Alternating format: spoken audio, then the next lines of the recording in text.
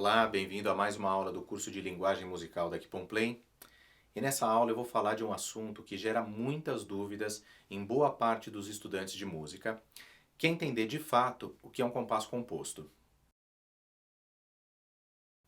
Antes da gente entrar nesse assunto, vamos recapitular alguns pontos importantes das nossas últimas aulas.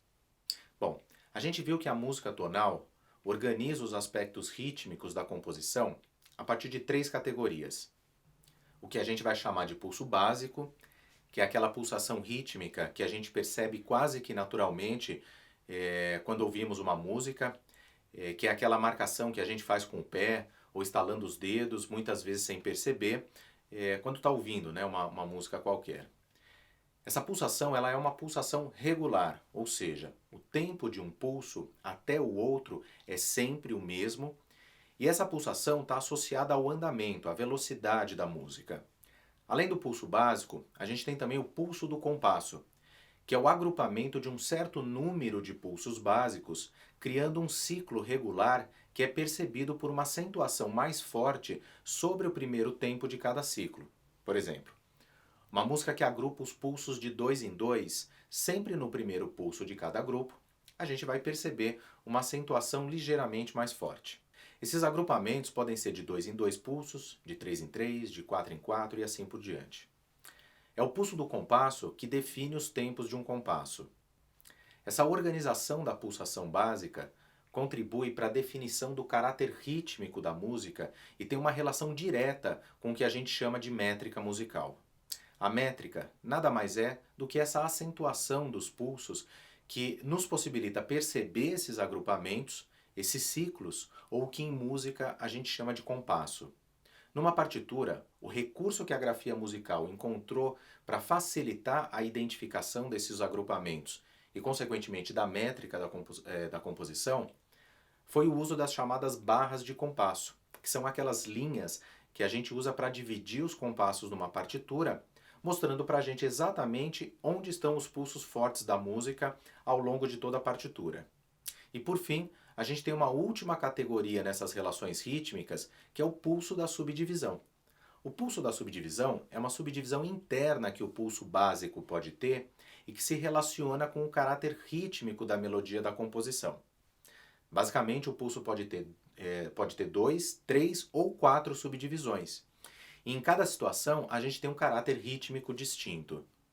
E na última aula, a gente viu que a fórmula de compasso foi o recurso encontrado pela grafia para representar essas relações numa partitura, definindo o pulso do compasso, ou seja, de quantos em quantos tempos essa música agrupa os seus pulsos, e a figura que vai representar esse pulso básico, sendo possível depois definir a duração de todas as outras figuras. A diferença básica daquilo que a gente chama de compasso simples e compasso composto se relaciona com a terceira categoria dessas relações rítmicas, que é o pulso da subdivisão.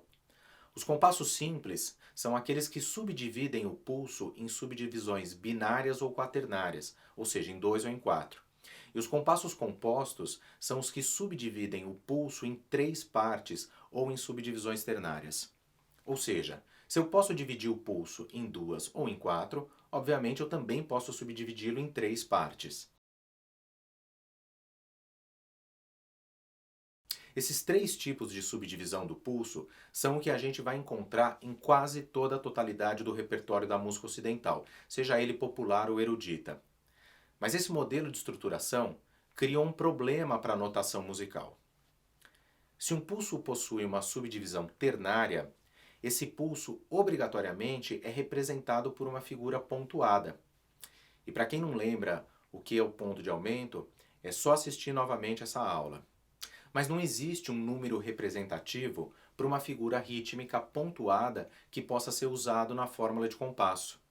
Lembrando que o número de baixo da fórmula é o número que representa a proporção das figuras, 1 para semibreve, 2 para mínima, 4 para semínima e assim por diante. Ou seja, como que eu vou representar na fórmula de compasso o pulso de uma figura pontuada?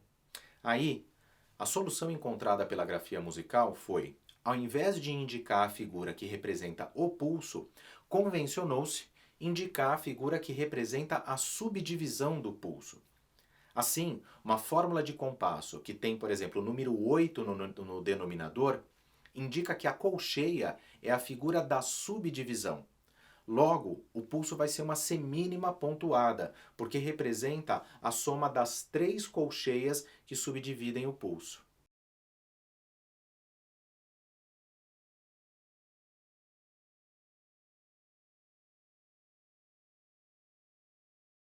Vamos ver um outro exemplo. Se o número de baixo for o número 4, o pulso vai ser uma mínima pontuada, que representa a soma das três semínimas.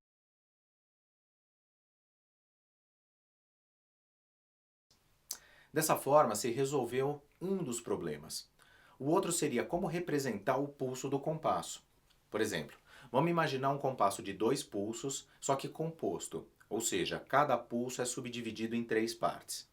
Se eu representasse essa fórmula de compasso utilizando a fração, por exemplo, 2 por 8, não seria possível distinguir, só olhando a fórmula de compasso, se ela está representando um compasso simples ou um compasso composto. Assim, a grafia musical também convencionou que o número de cima representaria a soma de todas as subdivisões, e a partir disso seria possível saber a quantidade de pulsos. Por exemplo, uma fórmula de compasso onde o número de cima é 6 indica que o compasso tem 6 subdivisões. Como a subdivisão é ternária, então na verdade você tem dois pulsos subdivididos.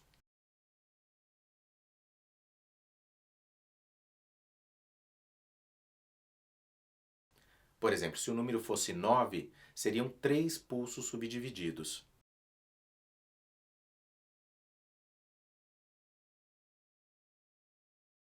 Por isso, muitos livros de teoria musical definem o compasso composto como sendo aquele onde é possível dividir o número de cima por 3. Mas se você não entende a origem, o contexto em que isso foi criado, esse é um tipo de definição que não cria uma ponte efetiva com o que acontece na estrutura do sistema musical e se torna uma definição onde fica difícil estabelecer um vínculo com a nossa experiência prática. Por exemplo, quando a gente toca um instrumento ou quando a gente escuta a música, desenvolver essa conexão entre essa experiência prática, seja tocando ou ouvindo música, com os conceitos que geram significado e refletem, traduzem essas experiências, é o que eu considero como o desenvolvimento da verdadeira percepção musical. Não deixe de realizar os exercícios propostos. E se você quiser se aprofundar mais no estudo de rítmica, acesse o nosso curso completo de leitura e percepção da rítmica na música tonal. Até a próxima aula.